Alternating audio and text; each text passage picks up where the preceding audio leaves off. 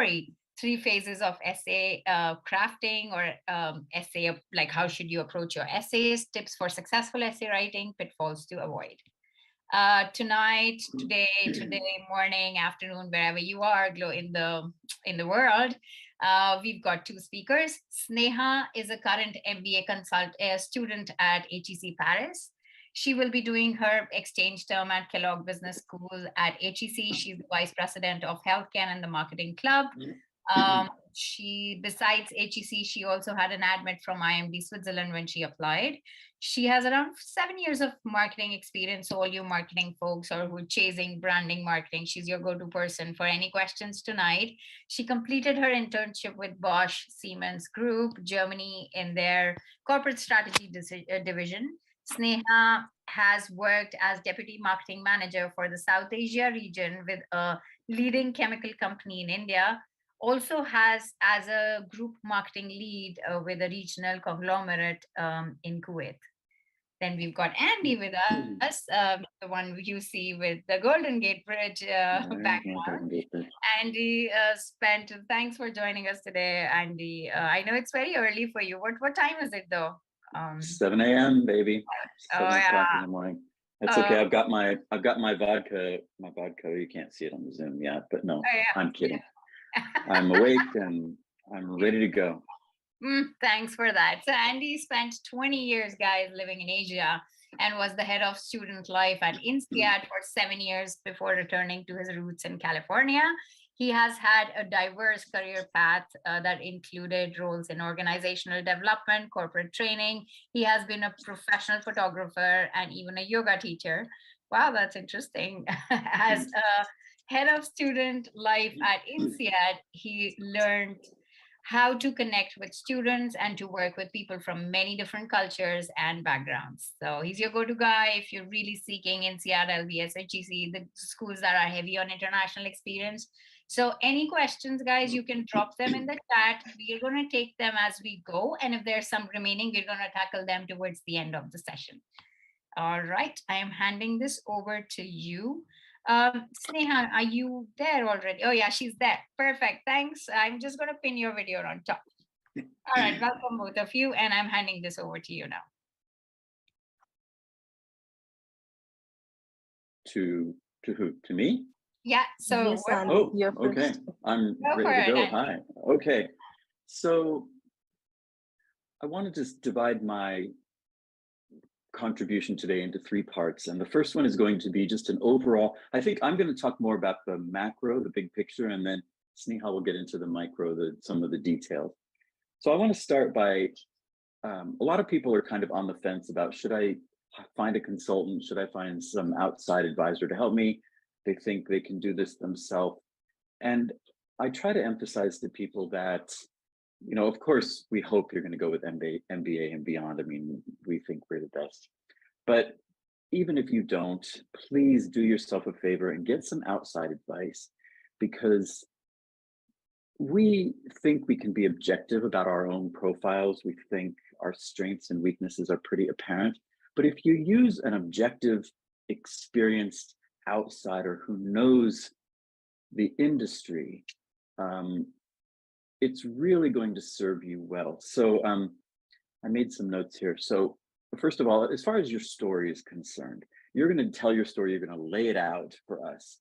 And then the person with experience is going to be able to hone in on what's valuable, what's important, what are the little hidden gems, the nuggets of gold that you might not think are any big deal, but suddenly we're going to say, oh gosh, you worked with this NGO one summer digging toilets. Well, that's fabulous. Schools are really going to love that.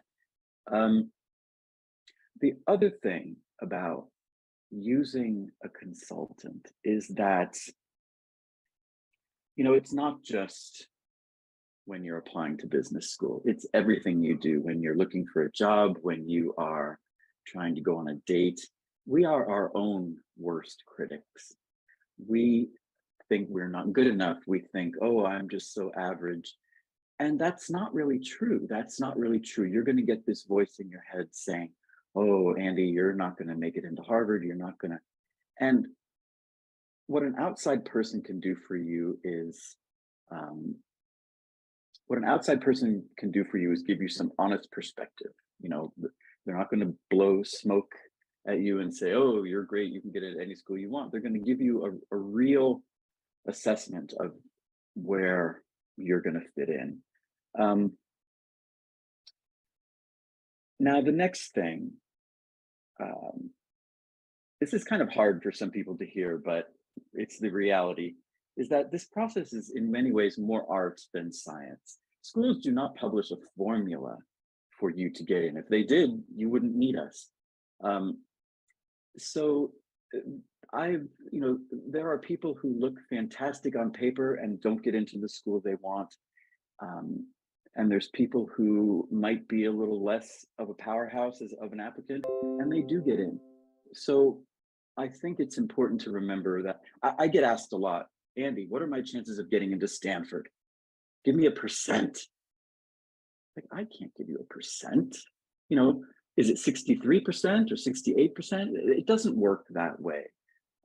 You'll look at class profiles and you'll see the average GMAT scores and GPAs and all that stuff, but there is no set formula. So I kind of want to introduce the theme that this is more art, but it's equal parts art and science. So that's the end of my first bullet point, the benefits of working with a coach. It's hard to be objective about our own profiles. We are our own worst critic, and this is more art than science. Okay, let me pause for a moment if anyone has any questions, and then I'm going to move to my second bullet point. Okay, Parditi, I'm moving on to number 2. Sure, I'm just gonna take you there. Guys, feel free. So there are some questions, but I'll keep tackling and then we can tackle them as we go. This wasn't related to the slide, so I'll keep going through them, Andy, and I'll jump in whenever, right? So okay, back to you. All right. So the next thing I want to talk about is some of the steps in the process. And a lot of times I talk to people who are just starting, and their question boils down to this: what school can I get into? What school will have me?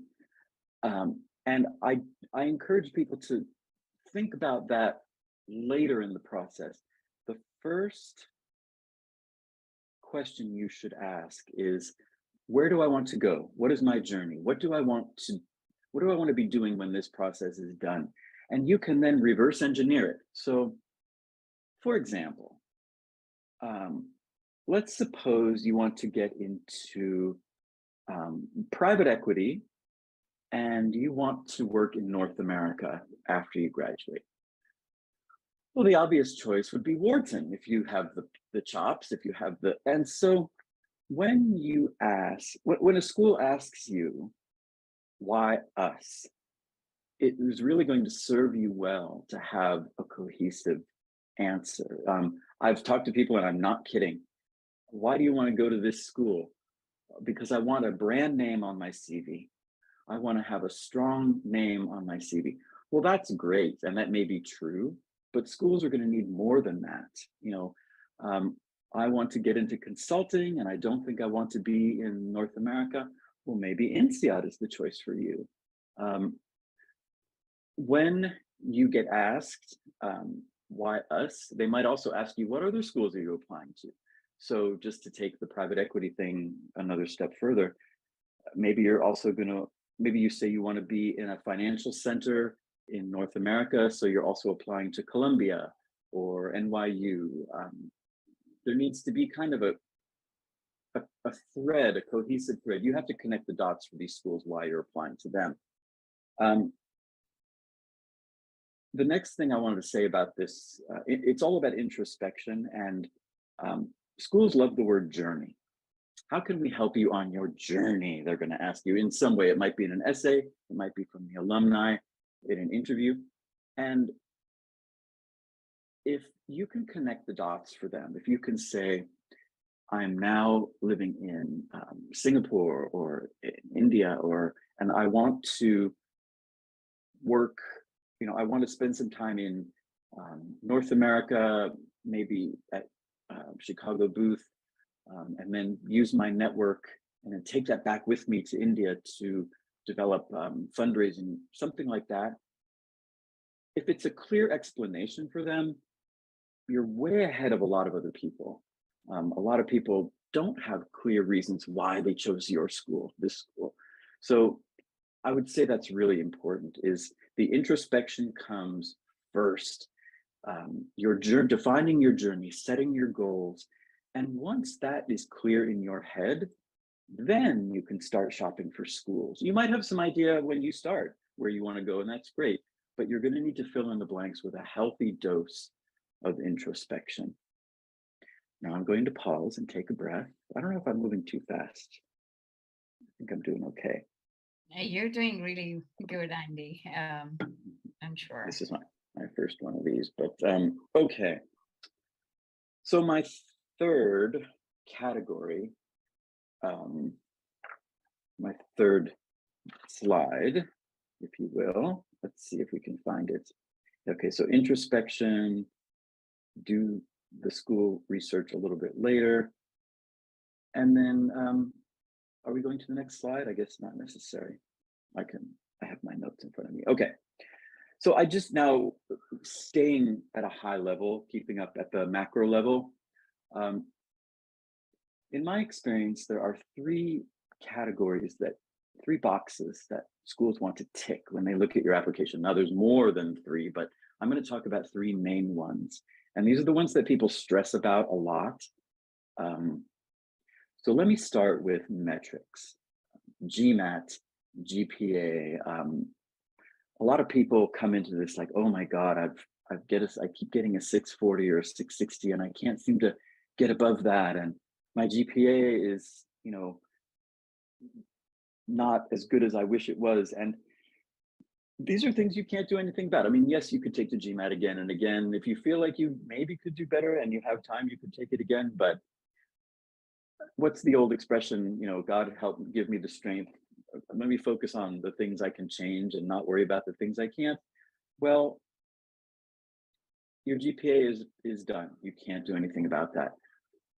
I don't want you to think that because maybe your GPA is a little bit low, that you're not going to get into the school of your dreams. Because I've seen people with a 760 or some incredible score on their GMAT not get into Harvard. And conversely, I've seen people with the scores that are slightly lower and they do get into the school of their dreams. So don't fixate on metrics, okay?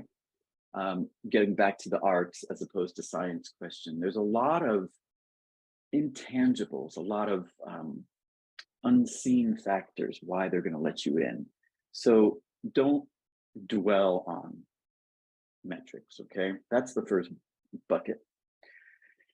The second one is international exposure. Now, I don't know how much you know about the process when you're in an international MBA program or any MBA program, but it's case-based usually, and they're going to put you in a study group. At INSEAD, your first 4 months were spent with the same 5 people. And in the MBA office, they had a great time, the academics team, putting people in groups. So you'll get the girl from China and the guy from Germany and the guy from Peru and the girl from San Francisco. And what they do is they put you all in a space and the professor will give you that case and they watch you fight it out.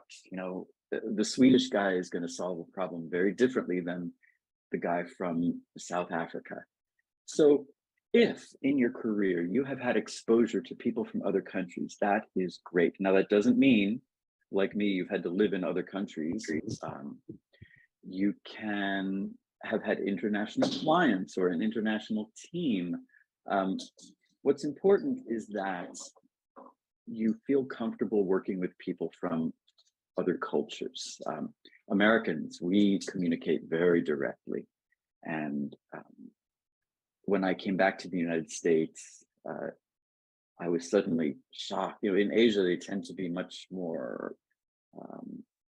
indirect and considerate of other people's points of view. Americans are very like a bull in a china shop. So that really took me back. So if you can show in your application or in your interview that you are comfortable working with people from all different cultures, that will serve you very well. So keep that in mind. And then here comes the third one, social impact. Oh my gosh, this is huge. And when I was at INSEAD, they actually changed their slogan, business as a force for good in the world. That was what they wanted people to read when, when I have maybe 15 t-shirts in my dresser now with that slogan on it. Every school now wants to prove to the world that they are pumping out alumni who are going to make this world a better place.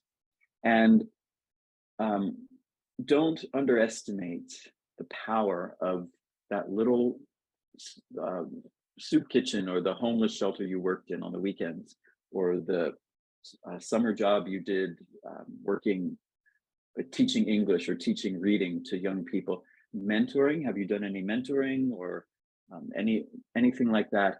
It is so critical. So, and this is something that a consultant will help tease out of your profile, which things are important, which not. Now, a big question I get is, oh, Andy, I've never done anything like this, ever. I've spent my life working on maybe helping my family or working on my career, and I haven't done anything outward. I wouldn't stress about that too much right now. We can find something to hang our hats on. But I want you to be aware that social impact is a very important thing to business schools in 2022, and it's going to be something that should be on your radar screen. So those are now there are obviously other big categories than your metrics and international exposure and social impact, but I want you to keep those in mind going into the process. Okay, so I'm going to take a breath and stop talking now. And part of you, do you want to open it up for any questions, or do you have any comments for me? Yeah, so there are some questions where you mentioned that GMAT score is like definitely one of the factors. So the team, there are a couple of people who want to know how important, if they had to factor a percentage value to it. And that's a question that I also get asked a lot. That if we had to give a percentage value to GMAT, then how will it work? And I think like it's tricky. Maybe Andy, you can take that, and I would love to add Yeah, on I my I thoughts. Yeah. urge I urge people not to think that way. Don't think that. It's kind of like, imagine you're boiling a pot of chili on the stove. Sorry, chili is an American dish. I love Indian food, but Yeah. imagine, you put a dash of salt and then maybe a pinch of sugar, and um, I would say if your score is super low, like 620 or something, and you're applying to Stanford, forget it. You're not going to get in. But you can't think in terms of percentages. It just doesn't work that way in the universe. Yeah. If you have a great score, great. If you have a crappy score, well, that's the thing to deal with. But none of it is the be all end all of acceptance or rejection. Yes, absolutely. Thanks for that, Andy. And I'd like to add, this is something that we get asked almost in every session. And whenever I do a profile evaluation, or any of our profile experts does it, I think we're too much hooked on the fact on getting the GMAT out of the way and then trying to wrap up 5 applications in just 15 days. Guys, that's not how it works. Mhm. GMAT or GRE is just a 3-digit score that does not define who you really are. I can see some of you are 680s, 690s, 700, 710, 670. Please make sure you have a strong narrative to sell. There's not much of a difference from 680 to 710, and we've seen successes even with 680 making it to schools like INSEAD, LBS with 100% scholarship. So that does come true. So Right. if you are Sorry, 680, let me chime in. I'm sorry, I just got reminded. I think it was maybe 4 or 5 months ago, INSEAD put out a notice that they are encouraging people yeah, with slightly lower GMAT scores to apply, right? Because people were afraid. They're like, oh, I'll never make it in. And INSEAD wanted to let people know that, your GMAT score is not, even if it's a teeny bit lower. The other thing, when I got into the consulting world, or the getting into this, I realized that almost nobody takes the GMAT just once. A lot of people will take it a second time. So don't be put off if your first time you get a score you're not happy with, take it again. yeah, absolutely. Like we did a session couple of weeks back, Andy, and this is just some interesting conversation that also, and maybe this is useful for all of you guys as well. So there was this applicant we worked with last year. She was a 660 GMAT score, like when she took it for her first, I think, first or second time. But that did not hold her back from thinking big and the schools that she should apply to, because she knew she had like 4 to 5 months to go until the deadlines, and she could always keep on reappearing. So she did bucket list, like she did bucket her schools in dream schools like NYU Stern, LBS, Wharton, and she was attempting to get a 740. She took GMAT 8 times while Oh my gosh. preparing for her applications, ended up at a 730. So just before submitting a submit, like clicking a submit button, she had a 730. So it's, I mean, don't think that That's if you have fantastic. so I'm just saying that we have to stop thinking that I can only start working on my applications once I hit this particular score, even if it's like a 680 or something. You're good enough to start working on your applications. Yep. Yeah. And also, people should take a mock test. You can find mock tests online just to get a ballpark. Some Yeah. people think they don't test well and they surprise themselves. Other people think that they are, superheroes, and then they disappoint themselves. So it's always a good idea to take a mock test just to get an idea of the ballpark. Yeah. All right. Back to you, Andy. No, so that's pretty much it. Those are my main three categories. I think we can move on to Sneha, and then that will give us time for questions at the end. All right. Welcome, Sneha. Really excited to have you here. Over to you. Thank you, Paridhi. Thank you, Andy. I hope I'm audible. Yes, loud and clear. Okay, great. So it's nice to be with all of you, all the MBA enthusiasts. I hope I can share my 2 cents and it will be of some value to you all. So Andy did rightly mention that there are 3 important elements and they go beyond your GMAT. So it's, of course, your GMAT score, it's your resume, and it's your essays. And essays do form an important aspect of your application. And most important thing is people actually treat them in isolation. This should not be the case, because even when a B school evaluates your profile, it is a combination of 3 elements. So if you have a very compelling narrative to sell, and you can actually put across your profile as ones which makes you stand out in terms of how keen you are in getting an admit from that B school, then that can give you an edge. And I believe essays do play an important role in that specific aspect. So what do schools actually look for when you are submitting your application, and what should come across? So I believe you are going to be future business leaders, so you should be able to communicate effectively and in a very concise manner, and you are the best judge of your story, so that should come across very vividly and fluidly. So in this specific aspect of my talk today, I'm going to talk about 3 elements. First is, what are the 3 important steps in essay writing? Second is, what are like some tips which will help you make your answers memorable? And third is, what are the things or mistakes that you should avoid? Can we go to the next slide, please?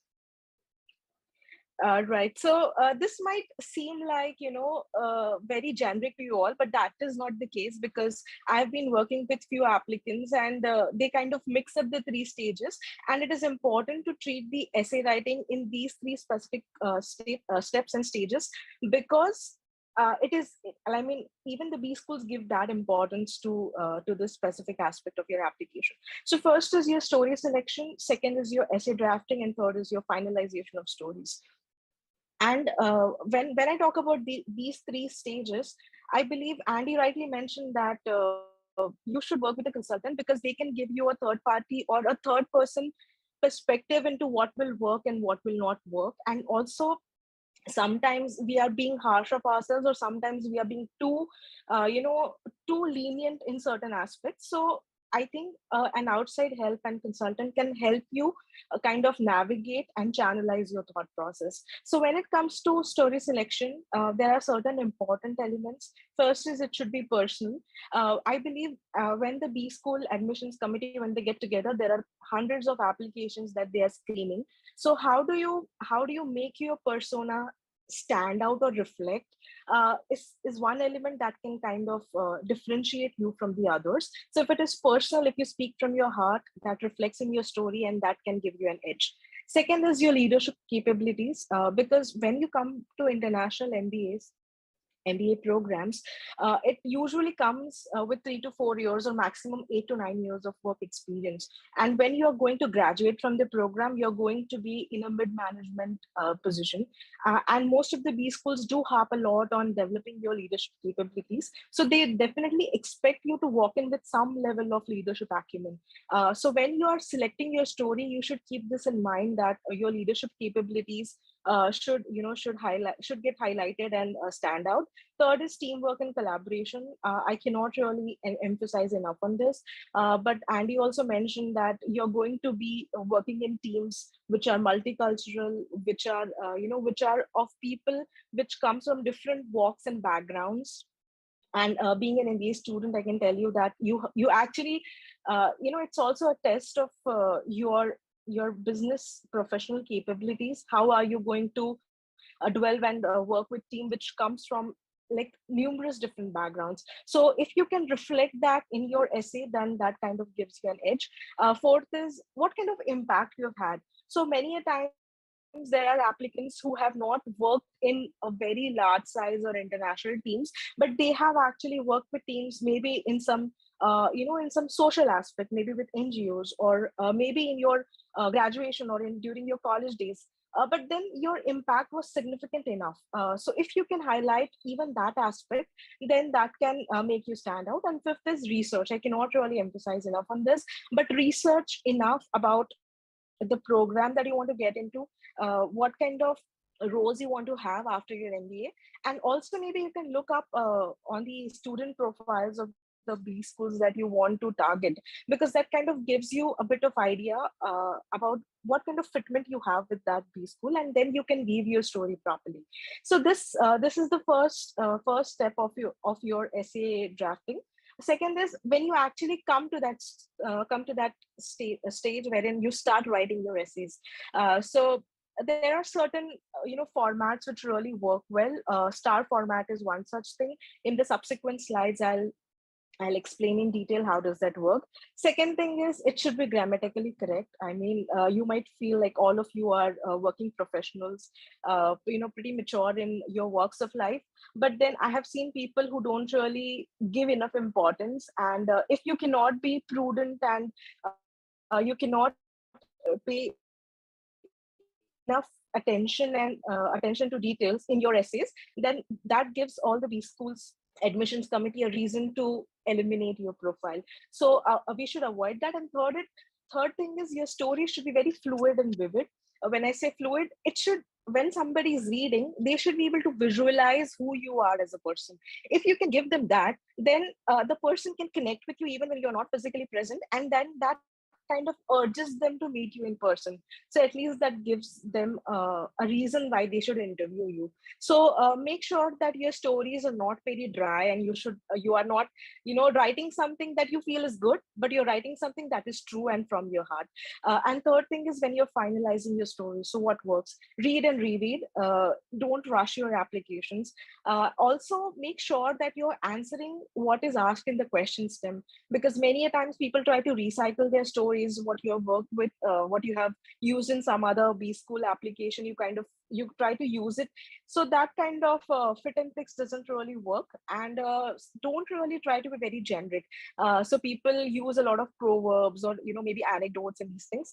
Don't do that. Try to make it simple and try to portray who you are as a person, and don't really waste a lot of words because you have very limited words. So this is about how you can craft your essays. And now I like to go into star format and other important aspects. Can we go to the next slide? Yeah. Wait, Sneha, can I contribute Yes. a little story to this? Absolutely, your, Andy, go for it. Yeah. Good. your word research reminded me of a student I met at INSEAD who wanted to get into private equity, and one of the books that got her into private equity was written by somebody named Claudia Zeisberger. And when this student was researching the schools, she found that Claudia was a professor at INSEAD. So she applied to INSEAD with this passion for private equity that came from a specific INSEAD professor. And when I met her, she strongly believed that that's what got her into INSEAD, was that making that connection. And this kind of goes back to what I was saying about connecting the dots. Like If you can explain to a school why they're the perfect one for you, you're going to stand head and shoulders above your competition. Yeah, absolutely. And Sneha, there's a little question actually. I've tried to answer it, but maybe the answer lies deep into the whatever you've just talked. Mhm. So Rishit wants to know, can there be a strategy to use similar words, like basically similar intro and conclusion for all the essays? I mean, I try to tell him depends on what the essays are asking, but maybe you can have an elaborate answer to that. Yeah, for sure. So I think I'd like to answer that after I complete the second and third part of my talk, because part of it will get answered and then I'll touch base on that. Absolutely. All right, Rishit, we're getting your answer there. So back to you, Sneha. I am just switching the slides for you. Yes. Right. Right. So when I say that your story should be fluid and vivid, it should also be very effective. So like when you're conversing or when you're communicating with the person and you're not practically present there, so how do you make sure that it is effective enough? So a specific format or storyline definitely helps in getting your message across. And star format is one such strategy which usually works for all your essay answers.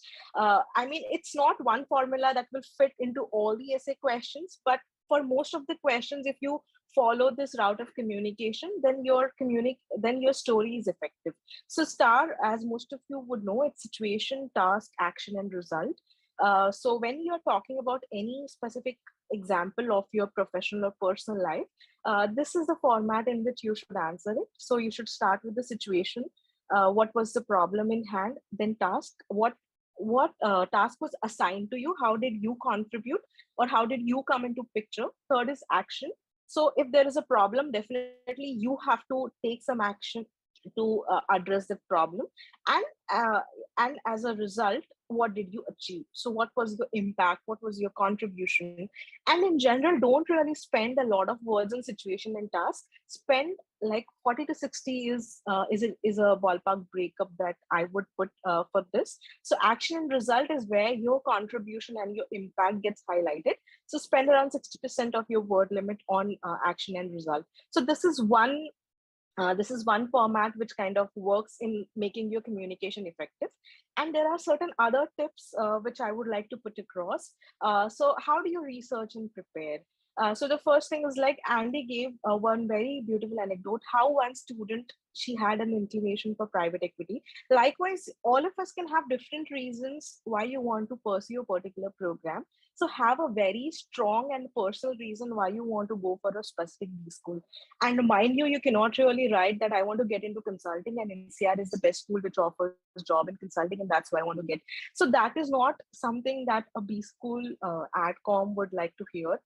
It should go beyond that. What kind of impact will your life have once you get into that B school? So this is something that should come across in your communication. Second thing is, if you can also do some research by talking to current students or alumni or admission advisors.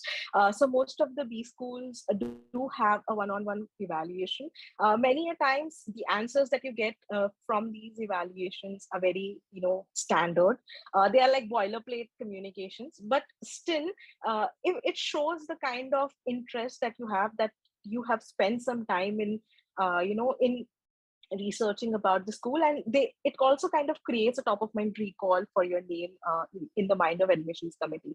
Third is, when you're writing your essays, do not write generic blanket statements like this is the best in class B school. I mean, all the B schools which are there, like top 30 or top 50, they are best in their own way.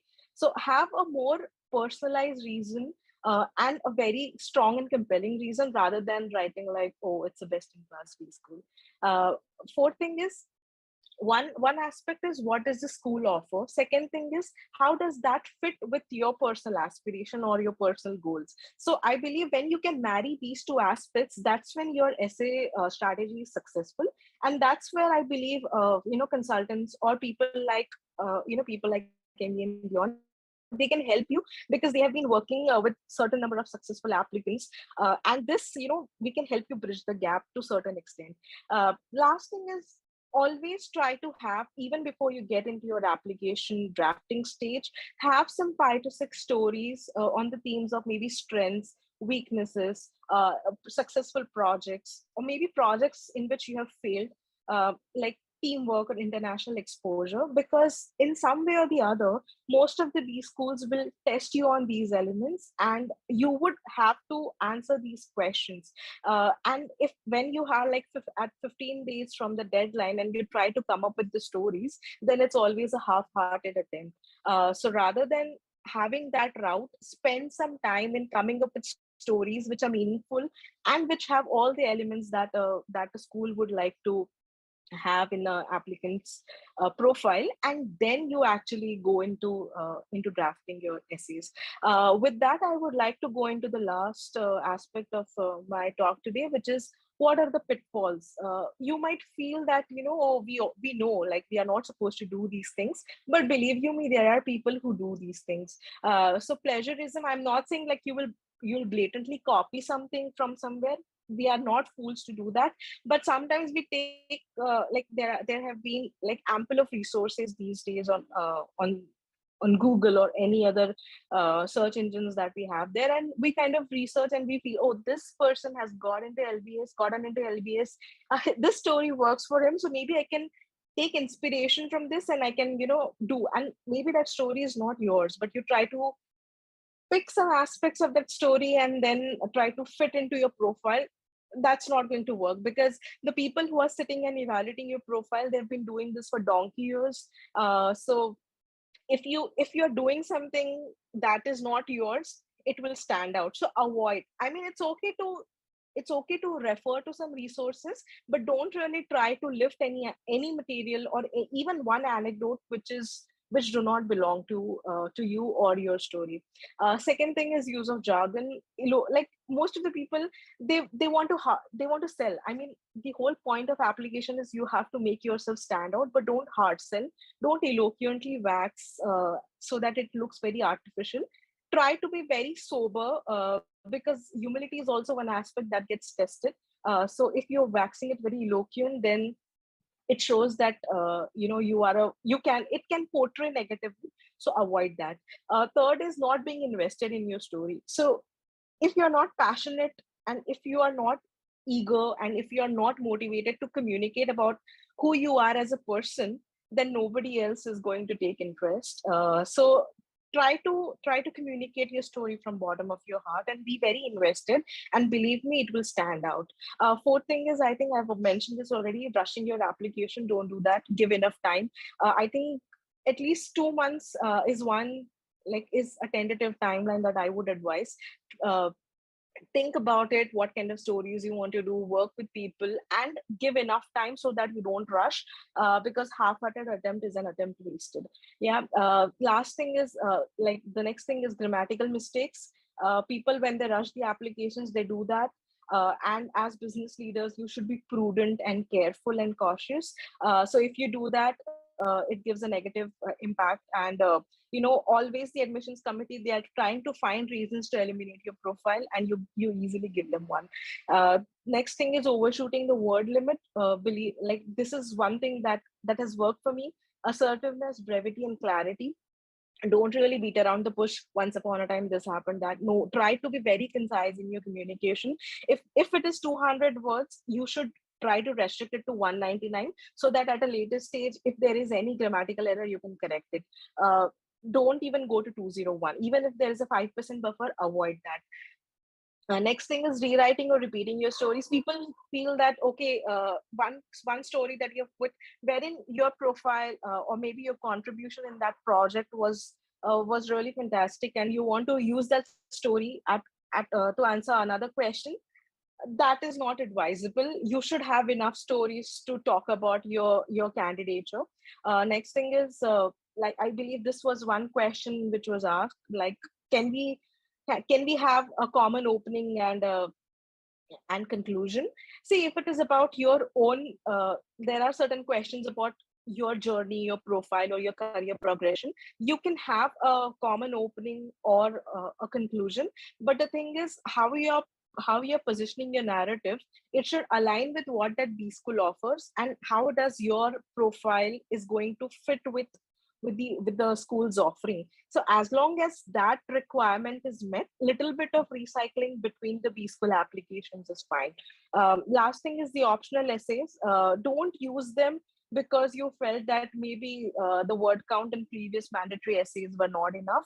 You use them only when you have certain extenuating circumstances, like maybe low GPA, or sometimes people want to pursue second MBA, or maybe you have had a gap year, or any of these things which you could not highlight in your previous mandatory essays. Then definitely optional essays is something that you should use to address these circumstances, but don't really use it to supplement any of your mandatory essays. So these are the things that you should avoid. So overall, I've actually covered most of the things that will help you draft winning communication and make your profile stand out.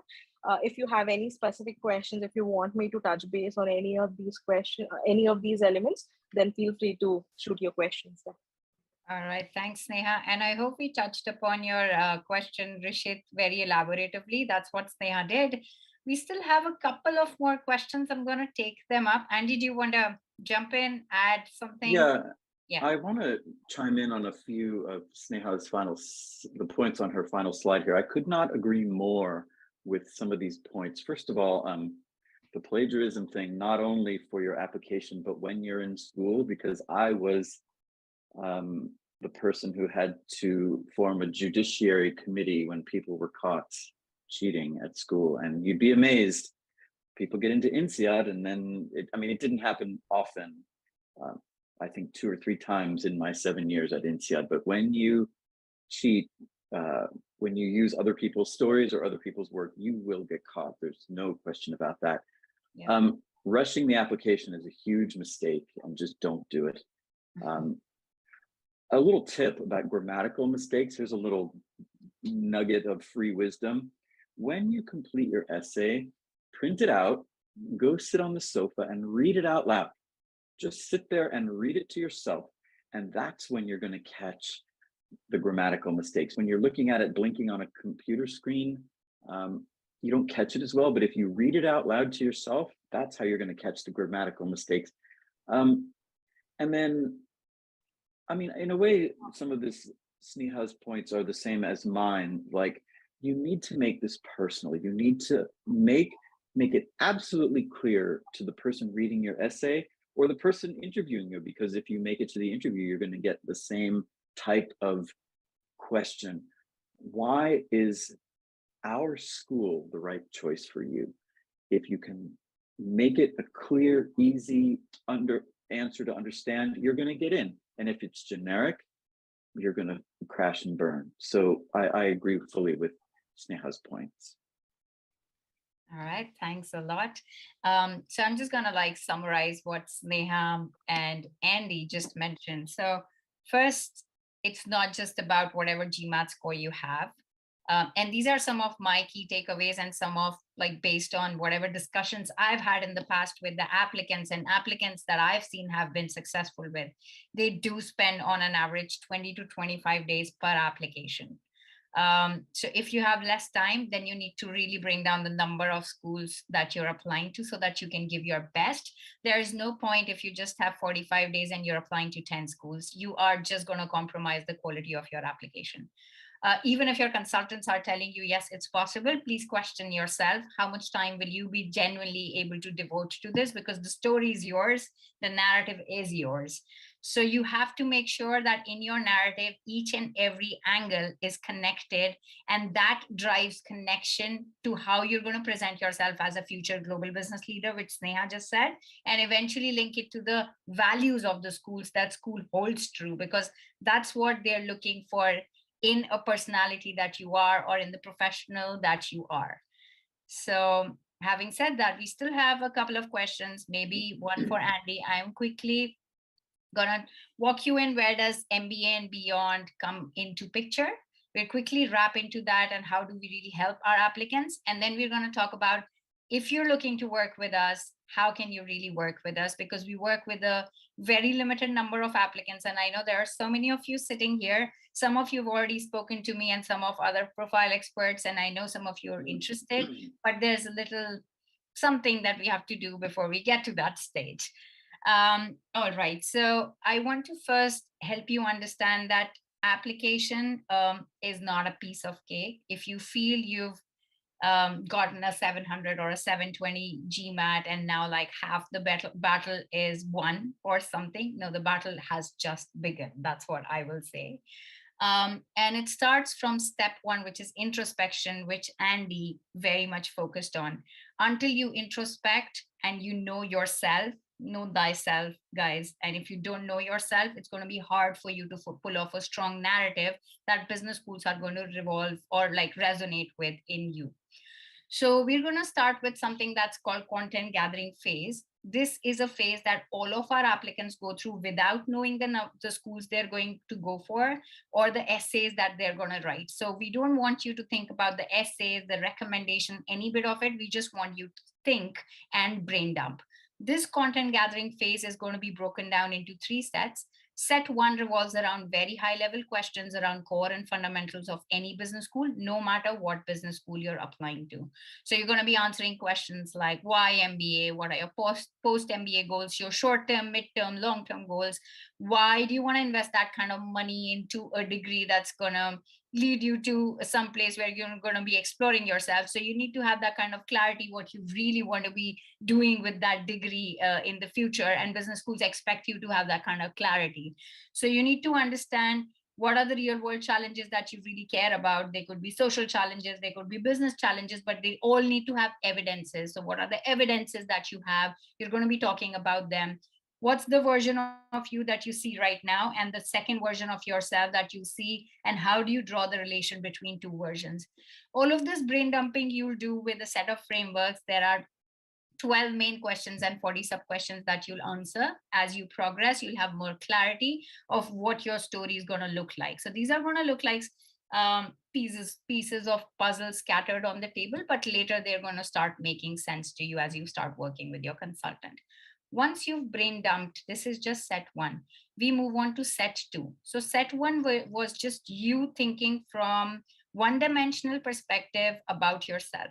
In set two, we as your facilitator feel if you have to do justice to your application, we need to start understanding you from a third person perspective, from a global perspective, from your people's perspective. For that, we're going to ask you to choose 3 really important people in your life. One personal connection, one professional connection, and the third one could be either of them. I'll tell you why do we do this. Some people find it really quirky and intimidating, but I'll tell you why we do this. We spend time with a lot of admissions directors of top 10 business schools, and we know they have a knack of identifying self biases in your application. And like Sneha mentioned, if you are going to be a future business leader, you cannot have biases, and you have to approach your application with 100% neutrality, and you have to position yourself like that also in your applications. So we're going to ask you to choose these 3 people. We're going to share some candid surveys with them, and we're going to understand from them what do they feel about their experiences with you, your strengths, weaknesses, achievements, failures. Another reason why we do this is it's very likely for an applicant to either undersell themselves or oversell themselves, and neither of them are good. So we have to strike a really good balance between what you really are and what you aspire to be without any self biases.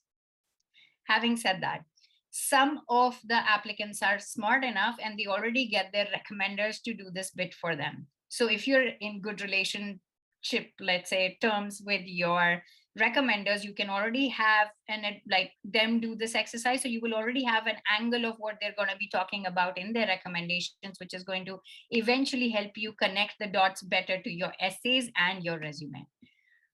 Then we move on to the last set, which is set 3 of content gathering phase, but we are still within content gathering phase. Here, we're going to put you through a personality test. I personally believe this is where most of the magic happens, especially when it comes to linking your story to the values of each business school. Every business school, I hope we are all aware, has certain values that they hold very true to their core, and they're always looking for people, and their essays revolve around their values. So in this personality test, we're going to define the traits that become the backbone of your application, and everything else that you've done in your life is going to hang around it as a supporting piece of evidence. Once all of this is done, and as you're going through this process, you're being mapped to the consultant. Our consultants are alums of top 10, 15 business schools, Financial Times ranking. And some of them are startup founders sitting in Silicon Valley. Some of them are management consultants working with MBBs across New York, Chicago, London, name any country, but they're working in one of the top leading firms and doing pitches to Fortune 500. Some of them are education consultants and have been in the education space, like Andy, for more than 10 to 15 years. Some of them are also current students who bring in the fresh perspective of what the school really demands. And this is the diverse array of consultants that we work with. We brainstorm and map you to the one where, based on your personality and based on your story, who's this applicant or consultant who's going to bring in the most unique perspective to your application. Once you're mapped to the consultant, you start working with the consultant, and there are brainstorming sessions. Brainstorming sessions help you tackle any challenges that you faced in content gathering phase, and the consultant helps you come up with your branding document. Your branding document has your high-level storyline, your theme, your strategy, your direction for business schools. If you also need help with selecting business schools, this is the moment to sit down with your consultant and brainstorm that, hey, I've got like this list of 20 business schools, but I want to apply to only 5 of these because the deadlines will not allow me to apply all. This is the moment to hedge your bets and pick schools and bucket them in dream schools, realistic schools, and safe schools. And then as we shortlist them, we start working with you back and forth with your consultant on your essays, on your LOR, on your resume, video interview. And finally, if you want to make it through the final round, then we do a lot of mock sessions.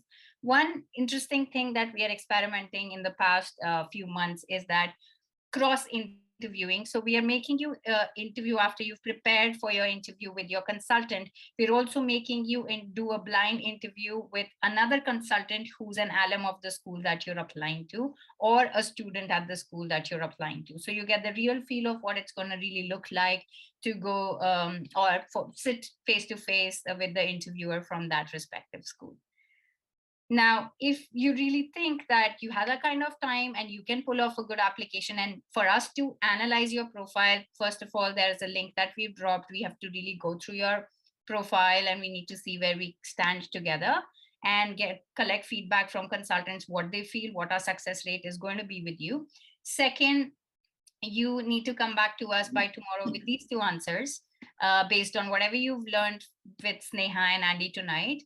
One, how will you convince the adcoms about your leadership potential? Because this is something clearly that's important for you to showcase in your application, whether you have 3 years of experience or 10 years of experience. They really are interested in seeing how do you showcase yourself as a global business leader post MBA. So bring in examples, as many as you can think. If your professional journey has not provided you any such examples, start thinking of evidences that you've taken outside of work.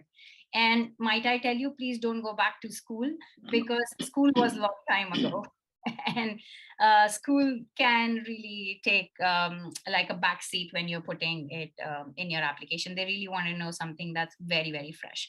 Second, who would you choose as your recommenders and why? At this stage, it's very important for us that you already know who your recommenders are going to be. If you would have started with us a couple of months back, it would not have mattered. We'd love to read your answers, and we'd love to see where you're at and come back to you within 24 hours if we can really be successful together. All right, Andy, you want to jump in again to add 2 something? quick little things. I'm just going to go because we're going to run out of time. Yeah. First of all, the top of my list is choosing recommenders, because a lot of people make a mistake and they pick recommenders who are identical in their credentials, mid-level manager, that know you in the same capacity. So it's good to have a bit of diversity in who you choose as your recommenders. These are just random notes I've been making here for our population who's going to gain from our experience. People ask me, is it okay to apply in round 4 or later? I would say early rounds are better. Round 1 and round 2, your chances are better. Round 3 and round 4 can be cleanup time. And so that's just a little nugget. It's rounds 1 and 2 are better. Also, people ask me, am I too young for this? I really want to go to school, but I'm either too young or I'm too old. Well, schools have an offering for you based on your age. There's masters in management, masters in finance. These are called pre-experience. If you're 23 or 24, maybe that's best for you. Then you get into MBA country. European schools tend to skew a little older. European schools, the average age is 29. US schools, it's around 27. But then if you're getting into your 30s, mid 30s, maybe an EMBA is better. So don't be put off by your age, because these schools have something for you. And then one other little tip for when you make it to the interview phase, make the person you interview with is probably going to be an alum or an employee of the school. Make them smile somehow. Ask them what is one of their fond memories. At INSEAD, we have national weeks. And if you can ask somebody, or for DESI week for all the Indian population, if you can get your alumni smiling, they will feel comfortable and happy with you. And that might just put you over the top. So those are my quick little points. I see we're going to run out of time. Yeah, before we jump off, there are just 2 questions we'll tackle. And after that, of course, if you guys have more questions, you can join us for profile evaluation call. So this one is for you, Andy. It's around international experience I'm just going back, scrolling back. Yeah.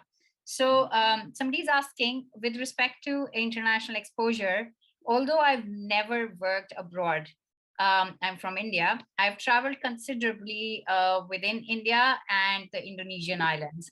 And my only exposure at work was working with clients and colleagues from Brazil and South Korea with my previous employer. I could always establish a seamless interaction with them. Would that be enough? So yeah, I get absolutely asked. Yeah, right. I wouldn't emphasize the travel that much, because travel is great for what it is, but working with clients is plenty. And even if you can pull an anecdote out of that, like for example, when I started meeting with people from India, I realized that their relationship with time was very different than my relationship with time.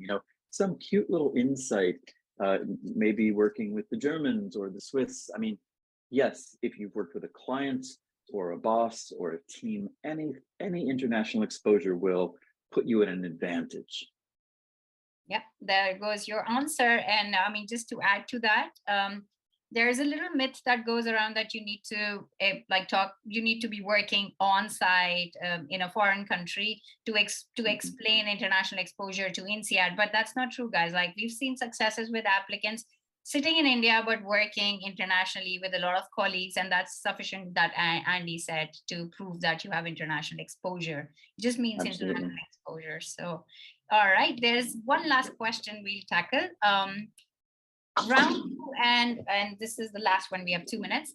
Round 2 is around 2 months from now. Yes, it is. Is it recommended to start preparations? Of course, you should already be working on your applications. That's what I can say. Any tips for reapplicants? Andy, Sneha, any tips for reapplicants there? I can. Yes, well, sir, go ahead, Andy. Just quickly, round 2 is actually 3 months, right? We have all of September, or more than that. Round 2 is first week of January, so we have plenty of time for round 2. Quickly about reapplicants, you're going to get asked a question: what has changed in your profile? And that's really the crux of it. You applied before, you're applying again. What should we know that's different? And if you have a good answer to that, that will help you. Sorry, Sneha, go ahead. You wanted to say something. Yeah, that's what I was coming to. Maybe when you get your profile evaluated, we can help you identify what was the element that did not work well in your previous attempt. It can be GMAT. It can be the narrative that you've put in your essay. So if you can identify that, then you can tweak your maybe your application or your essay answers that way. And second thing, if there are certain things which have changed, maybe you have got a promotion at your job, maybe you have changed your work, maybe you have gained leadership experience through the work that you're doing, or maybe like a renewed GMAT score. So any of these elements which have changed, and if you can highlight them, then that definitely can help you have a successful reapplication. All right, thanks a lot. And I can still see a lot of questions pouring in. I feel like we could just keep going and going, it's so fun. But we're out of time, guys. I'm gonna tackle one last bit, but thanks, Andy and Sneha, for joining us tonight. There's somebody who's been pushing me to answer one last question. I'll just do that. So am I discouraged to apply to top schools if I have a GPA below 7? Absolutely not. Really look at other aspects of your profile. We've seen successes with 6.4 and 6.8 as well in top business schools. So I hope that answers your question. Thanks, Okay. Andy. Thanks, Neha, for joining us tonight. It was a very insightful session and hope you guys enjoyed. It was lovely answering your questions as well. Have a So great fun. evening, All right. I'm afternoon, gonna good go night, wherever you 8 are. Thank you o'clock in the guys for morning. joining in. Okay. I hope it was Bye, helpful. guys. Bye. Bye. Bye-bye.